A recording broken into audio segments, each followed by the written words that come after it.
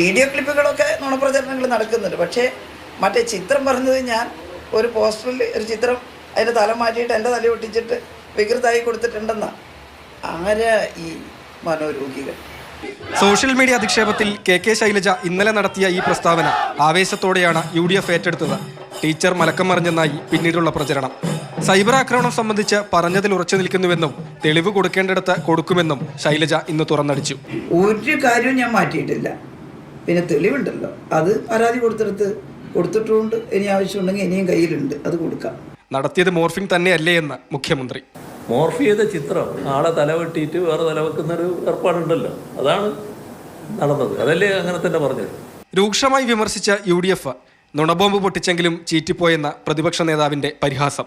ഇലക്ഷന്റെ അവസാനത്തെ ആഴ്ച എനിക്കെതിരായി അശ്ലീല വീഡിയോ ഉണ്ടാക്കിയെന്ന് പറഞ്ഞ് വൈകാരികമായ തരംഗം ഉണ്ടാക്കാൻ ചെയ്ത നുണബോംബാണ്. ഞാൻ അന്ന് പറഞ്ഞല്ലോ ഇത് നുണബോംബാണെന്ന്. ഇപ്പൊ നുണബോംബ് പൊട്ടിയല്ലേ. കെ ശൈലജയ്ക്കെതിരെ മാനനഷ്ടത്തിന് കേസ് കൊടുക്കുമെന്നാണ് സ്ഥാനാർത്ഥി ഷാഫി പറമ്പിലിന്റെ പ്രതികരണം.